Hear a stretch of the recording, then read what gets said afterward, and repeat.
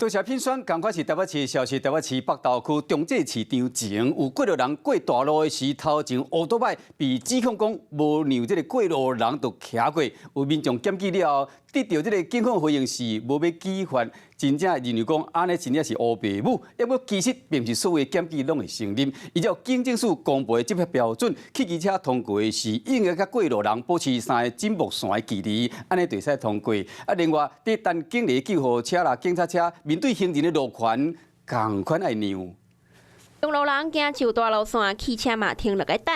后壁2个查某囡仔嘛准备要起步，这个时阵一台双载奥多摆为正边向奔出来，直接为用路人的面头前来经过，就是这个画面，互驾驶来检举。所警方回应讲，未当举发，伊起甲就网络批评警方是乌白母。不太看到车子会遵守这样的规则，都不大让路的吗？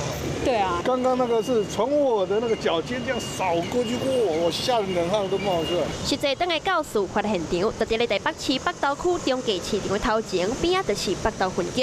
这几分钟，就看到真侪用路人甲汽机车咧抢路，或者是车流为用路人的面头前弄来弄去的画面。不过这嘛无代表逐件检举拢会当成立。车画面来看，机车进入行人穿越道的时阵，当时含起步用路人距离佮超过大路线顶悬3条白色的线，符合警方执法的标准，所以举发。 才会失败。依照警政署所发布的执法标准，行人走在行人穿越道上时，如果汽机车要通过，要跟人距离约3公尺，就是3个整木纹的距离。不过，如果是在行人的后面，就没有这个限制。那安尼，包括警车、救护车这种事故应变的车种，因为咧接近的时阵，敢若无受号志等等的限制，不过这其中并无包括行人的路权。纵使行人因车辆迫近。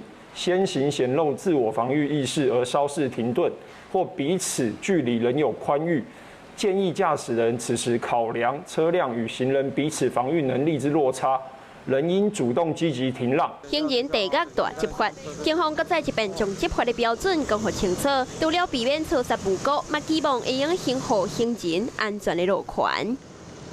晚间9点，邀请您与世界同步。 60分钟掌握全球脉动。What News 9，陈雅玲世界晚报给您崭新视野。